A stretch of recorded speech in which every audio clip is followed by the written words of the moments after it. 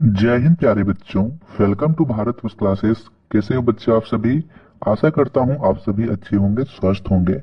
प्यारे बच्चों, आज हम लोग कक्षा 7 JCERT गणित पाठ्य पुस्तक में प्रश्नावली 1.1 के प्रश्नों को हल करने वाले हैं। तो चलिए बच्चा प्रारंभ करते हैं। पाठ 1 के अंतर्गत प्रश्नावली 1.1।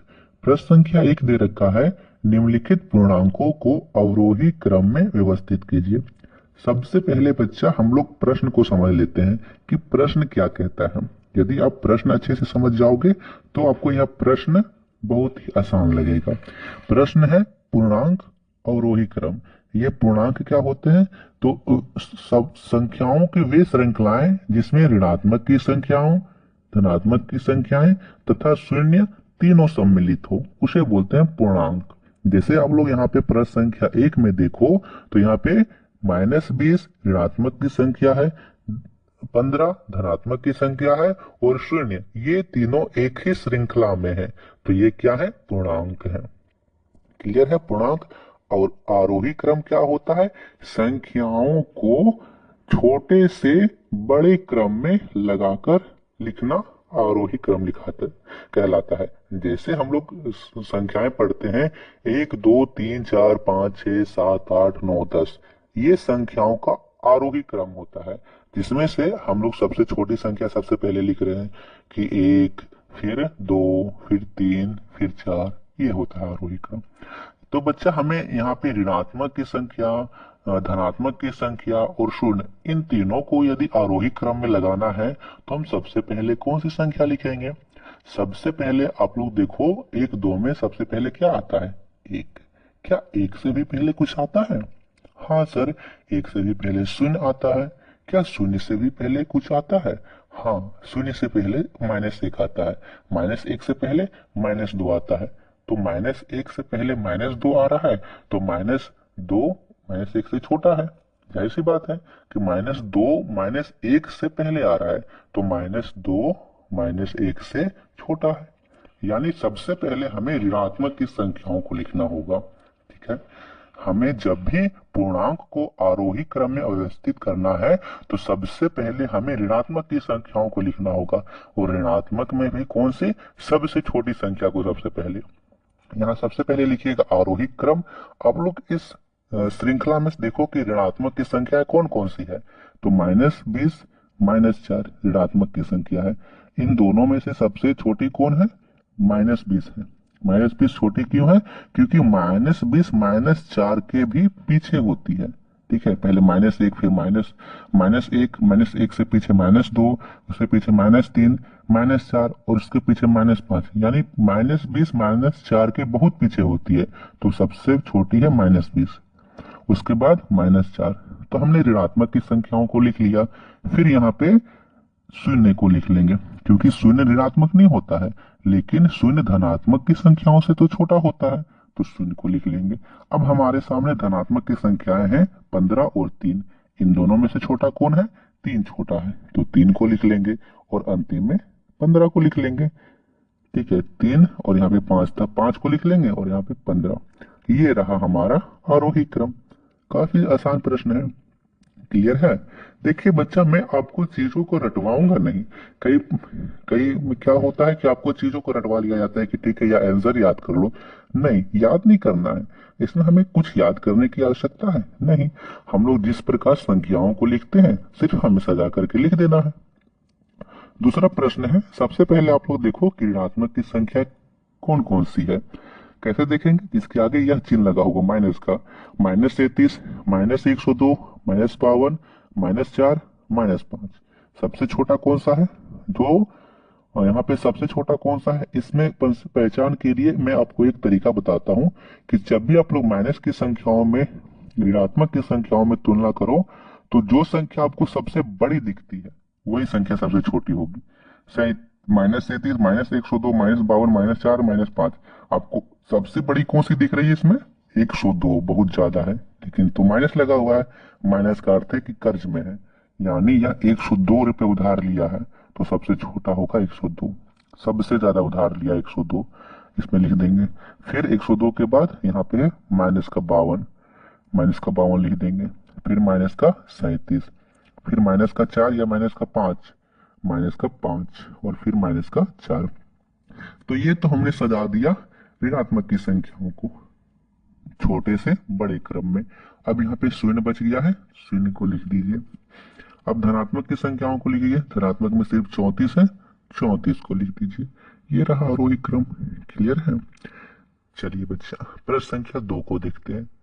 प्यारे बच्चों, जितने भी बच्चों ने भारतवर्ष क्लासेस को सब्सक्राइब नहीं किया है, प्लीज आप लोग सब्सक्राइब जरूर कर लीजिए। हम इसी प्रकार से आपके प्रश्न, आपके पाठ्य पुस्तक के सारे पाठ कवर करने वाले हैं और एकदम दमदार तरीके से हल करने वाले हैं। ठीक है, धांसू तरीके से हम लोग पाठ के हर एक चैप्टर के पाठ को हल करने वाले हैं और एक एक चीजें आपके दिमाग में होंगी। यह नहीं कि सिर्फ मैंने बोर्ड में लिखवा दिया आप लोग आंसर नोट कर लो, नहीं बच्चा। मैं आपको इस प्रकार से सारे एक्सरसाइज, सारे प्रश्नावली के प्रश्नों को हल करवाऊंगा कि पढ़ने के बाद भी वे सारी चीजें आपके दिमाग में होगी। प्रश्न संख्या 2 को करते हैं। क्या आप लोग तैयार हो? हाँ, तो जोश के साथ थोड़ा पढ़ो। ये नहीं कि हाँ सर लिखवा रहे हैं चलो लिखते हैं, नहीं, जोश के साथ पढ़िए, आपको मजा आएगा और मुझे भी अच्छा लगेगा कि चलिए बच्चों को पढ़ने में अच्छा लग रहा है। दूसरा प्रश्न दे रखा है, निम्नलिखित पूर्णांकों को अवरोही क्रम में व्यवस्थित कीजिए। अवरोही क्रम क्या होता है सर? हमने आरोही क्रम तो समझ लिया कि संख्याओं को छोटे से बड़े क्रम में सजाकर लिख देना। अवरोही क्रम क्या होता है? जस्ट उसका उल्टा। आप लोग संख्याओं को बड़े से छोटे क्रम में लिख दो, यानी सबसे बड़ी संख्या को सबसे पहले, फिर उससे छोटी संख्या, फिर उससे छोटी संख्या, फिर उससे छोटी संख्या और लास्ट में सबसे छोटी संख्या हो जाएगा। तो सबसे बड़ी संख्या क्या होगी? जैसे मैं बोलूं आपको 1 से लेकर के 100 तक, इसमें सबसे बड़ी संख्या कौन सी है? आप लोग बोलोगे कि सर सबसे बड़ी 100 है। आपने कैसे देखा कि सभी धनात्मक की संख्या है और धनात्मक की संख्याओं में जो संख्या सबसे बाद आएगी वही सबसे बड़ी होगी। तो सबसे पहले हमें इन श्रृंखलाओं में धनात्मक की संख्या ढूंढना है। यहाँ पे है 20 और यहाँ पे है 15 और यहाँ है 11। ये तीनों धनात्मक की संख्या है। इन तीनों में से सबसे बड़ा कौन सा है? सबसे बड़ा 20 है। तो सबसे पहले आपको यह लिख लेना है आरोही अवरोही क्रम। सबसे पहले लिखना है 20। ठीक है, अब इन दोनों में से कौन बड़ा है? 15 या 11? 15 बड़ा है, तो दूसरा में 15 लिख देंगे, तीसरा में लिख देंगे 11। अब यहाँ पे हमने धनात्मक की संख्याओं को लिख लिया। अब हमें लिखना है शून्य को, क्योंकि शून्य को आप लोग हमेशा बीच में लिखोगे, वह ना तो ऋणात्मक है ना धनात्मक है, वो बीच का है। शून्य को हमने लिख लिया। अब हमारे सामने बच गई ऋणात्मक की संख्या है -2, -5। इन दोनों में से कौन बड़ा है सर? कैसे देखेंगे? तो आप लोग देखो कि पहले कौन आ रहा है, पहले -5 आ रहा है या -2? तो आप लोग शून्य से पीछे जाओ, शून्य से पहले -1, -2, -2 आ रहा है, यानी शून्य के पास कौन है सबसे? -2। तो -2 लिख देंगे, क्योंकि -2 शून्य के अधिक पास है, तो -2 बड़ा होगा। शून्य से सबसे अधिक दूर कौन है? -5, तो -5 छोटा होगा। सबसे छोटा कौन सा है इसमें बात करूं तो? -5। सबसे बड़ा कौन है इसमें? 20। क्लियर है बच्चा? कि देखिए बच्चों, खेल खेल में हम लोग बहुत सारी चीजों को सीख रहे हैं। धनात्मक की संख्या, ऋणात्मक की संख्या, शून्य ना धनात्मक है ना ऋणात्मक है, ये सारी चीजें आपके दिमाग में हो रही है। जो चीजें कई लोग रटवाते हैं कि लिख लो, इसे रट लो, शून्य ना तो धनात्मक है ना ऋणात्मक है, कई बच्चे रटते रहते, लेकिन वे चीजें आपके दिमाग में नहीं होती है। मैं आपको क्वेश्चन के साथ कई सारे प्रैक्टिस के भी आपको रटवा दूंगा, आपको पता भी नहीं चलेगा, लेकिन वे सारी चीजें आपके दिमाग में भी होंगी। चलिए दूसरे प्रश्न को देखते हैं। दूसरा प्रश्न यहाँ दे रखा है -31, 121, -99, 54, 0, -3। इसमें से आपको मैंने क्या कहा, जब भी यहाँ पे अवरोही क्रम दिया रहे तो आपको लिख लेना है अवरोही क्रम। उसके बाद आपको देखना है यहाँ पे धनात्मक की संख्या कौन कौन सी है। सबसे पहले धनात्मक की संख्या होगी, क्योंकि सबसे बड़ी संख्या लिखनी है। सबसे बड़ी संख्या में से भी धनात्मक की सबसे बड़ी संख्या, तो यहाँ पे 121, 54 कौन सी बड़ी होगी सबसे? 121, तो 121 लिख देंगे। फिर यहाँ पे 54 को लिख दीजिए, फिर यहाँ पे शून्य लिख देंगे। तो ये तीनों हमने लिख लिया। ऋणात्मक की संख्या को देखेंगे तो -31, -99, -3। शून्य के सबसे नजदीक कौन है? -3, -3 लिख देंगे। फिर शून्य के नजदीक सबसे कौन होता है? -31 या -99? -99 तो बहुत दूर होगा इधर एकदम, तो यहाँ पे होगा -31, तो -31 लिख देंगे और यहाँ पे अंतिम में -99। यदि मैं आपसे पूछूं कि बताइए बच्चा इस श्रृंखला में सबसे छोटी संख्या कौन सी है, तो आप लोग बोलोगे कि सर सबसे यहाँ पे अंतिम में आ रहा है -99, तो -99 होगा। Very good. सबसे बड़ी कौन सी है? 121, 121 होगा। क्लियर है? चलिए प्रश्न संख्या 3 को देखते हैं। उपर्युक्त संकेतों से निम्नलिखित रिक्त स्थानों को भरिए। प्रश्न है -8 जोड़ -5 -8 -5। सर यह तो प्रश्न देखने में बहुत हार्ड लग रहा है, कैसे करेंगे? देखिए बच्चों, प्रश्न देखने में हार्ड लग रहा है, लेकिन जब यह प्रश्न मैं हल करवाऊंगा तो यह प्रश्न एकदम मस्के की तरह हल होगा। वो नहीं बोलते हैं कि मस्का है मस्का जी, तो एकदम मस्के की तरह हल होगा। यहाँ पे आप लोग देखो, तो सबसे पहले आप लोग इस चिन्ह को समझ लो, जो आपको सी जैसा सी चिन्ह दिख रहा है, ऐसे करके घेरा हुआ है -8 को, इसे बोलते हैं ब्रेकेट। क्या बोलते हैं? ब्रेकेट। और या तो आप लोग जानते हो कि यह माइनस है और यह प्लस का चिन्ह है, यहाँ पे भी ब्रेकेट है, -5 है। अब आप लोग यहाँ पे देखिए कि यहाँ पे प्लस है और यहाँ माइनस है, या प्लस माइनस एक साथ आ रहे हैं, तो यहाँ पे क्या होगा सर? 8 में हम लोग 5 को जोड़ेंगे या 8 में 5 को घटाएंगे? या तो बहुत ही दुविधा है कि यहाँ पे प्लस का चिन्ह भी आ गया है, माइनस का चिन्ह भी आ गया है, कैसे हल करेंगे? तो बच्चों आप लोगों को 3 चीजें नोट करनी है। कि क्या नोट करनी है? कि जब भी प्लस यहाँ पे माइनस और माइनस एक साथ आ जाए, माइनस और माइनस एक साथ आपको लिखे मिले, तो इसके जगह में प्लस होगा। माइनस और माइनस को हटा करके सीधा आपको प्लस लिख देना है, वहां पर प्लस कर देना है उसे। दूसरा चीज आपको नोट करना है, जहां भी आपको माइनस और प्लस एक साथ दिखे तो वहां पे माइनस होगा। क्या होगा? माइनस। इन दोनों की जगह में माइनस होगा, यानी माइनस प्लस माइनस होता है। तीसरा चीज आपको नोट करना है, प्लस और माइनस माइनस होता है। जैसे यहाँ पे है प्लस और माइनस, तो इन दोनों चिन्हों के जगह में आप लोग क्या लिखोगे? सीधा माइनस, की 8 -5।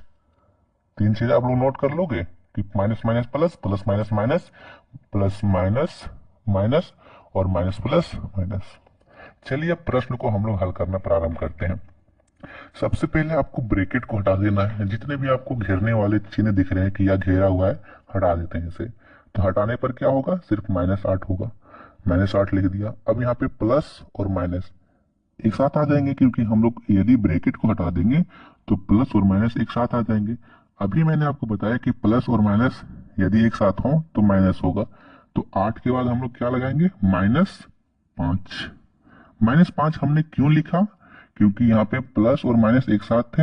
अभी सर ने बताया कि प्लस और माइनस एक साथ आए तो उसके जगह में माइनस होता है, इसीलिए माइनस लगाए। यहाँ पे 5 था तो 5 लिख दिए। क्लियर है? अब इसे क्या करेंगे? यहाँ पे भी माइनस है, यहाँ भी माइनस है। माइनस और माइनस क्या होता है? प्लस। अर्थात इन दोनों को जोड़ना होगा।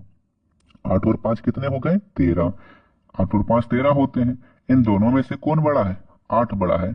8 के आगे माइनस का चिन्ह, इसीलिए 13 भी माइनस का होगा। अर्थात -8 -5 ये दोनों जुड़ेंगे और जुड़ने पर उत्तर आएगा -13। ठीक है? तो इधर हल करने पर -13 आया है। देखिए इधर हल कर लेते हैं। -8 -5, ब्रैकेट को हटा दीजिए।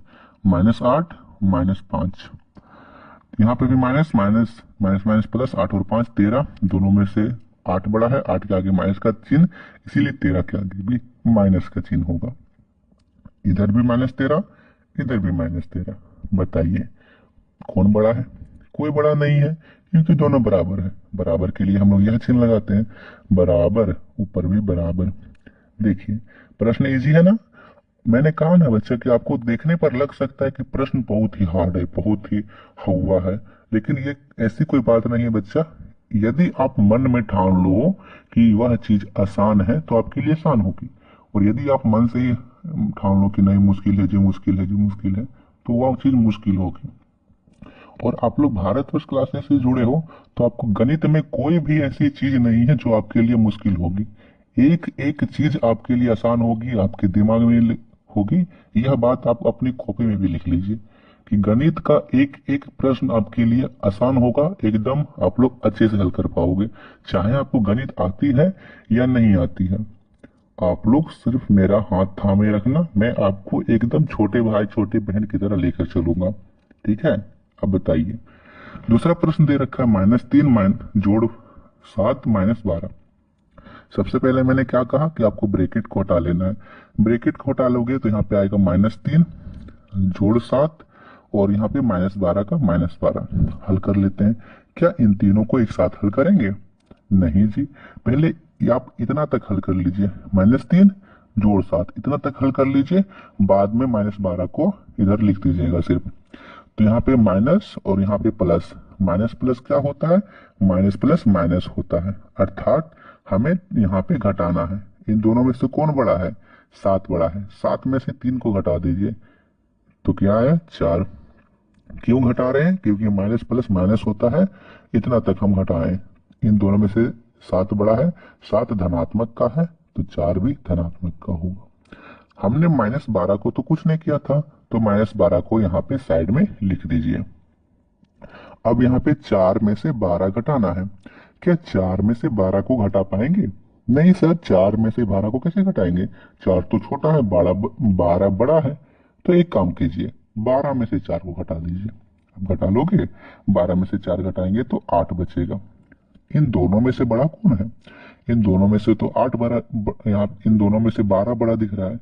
12 में से 12 के आगे तो माइनस का चिन्ह है, अर्थात 8 के आगे भी माइनस का चिन्ह लगा दीजिए। बस, क्लियर है? तो इसे हल करने पर आया -8। अब इसे हल कर लेते हैं।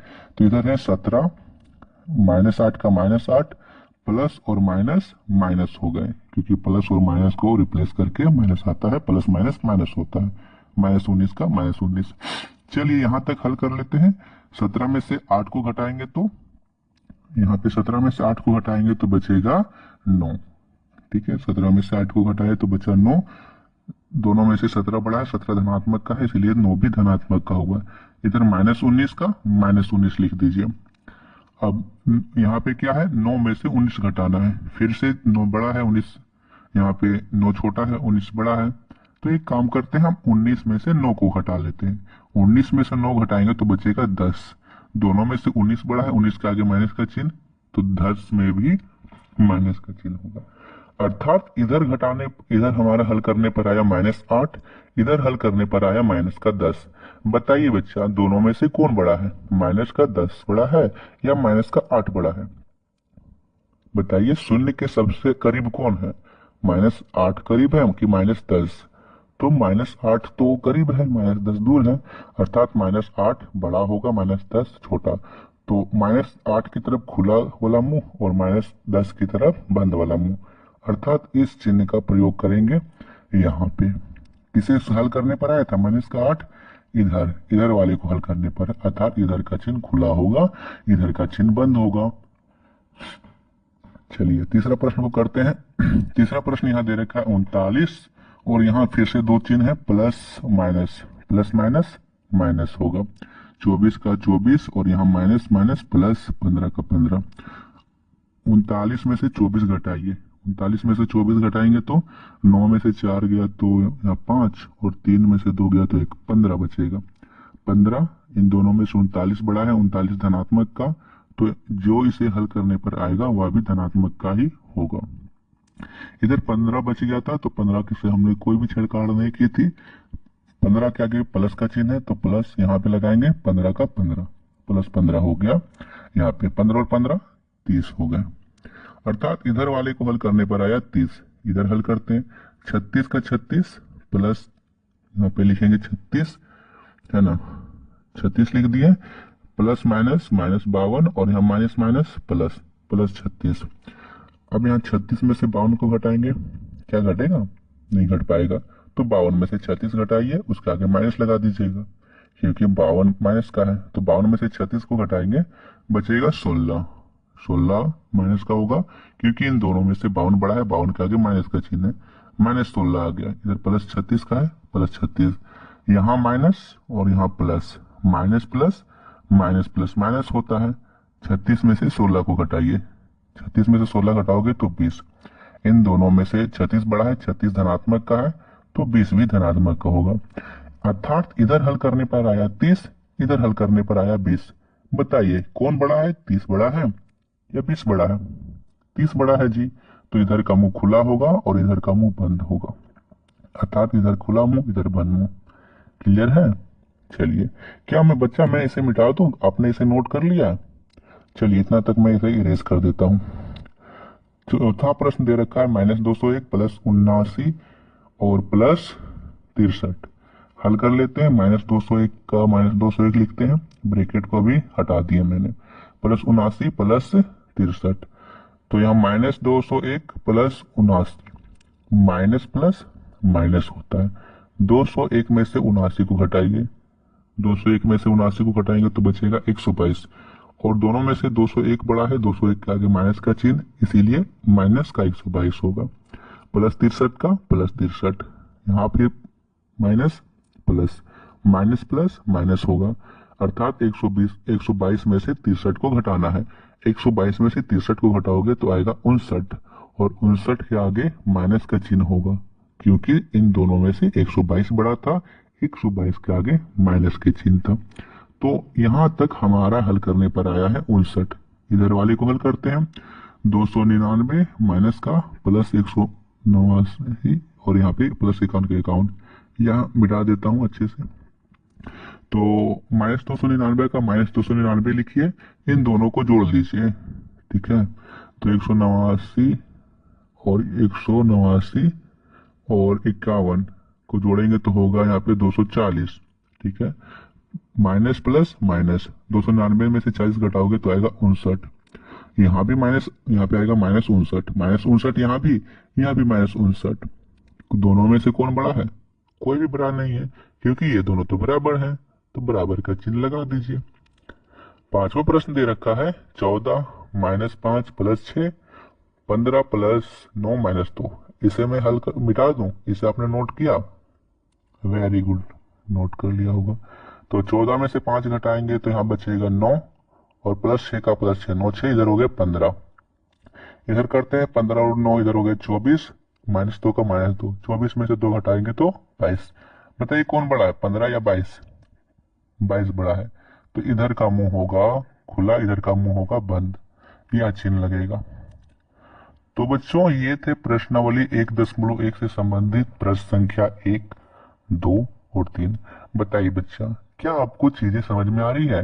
क्या आपको किसी प्रकार का डाउट है? आपको चीजें समझ में आ रही हैं तो लाइक जरूर कीजिएगा।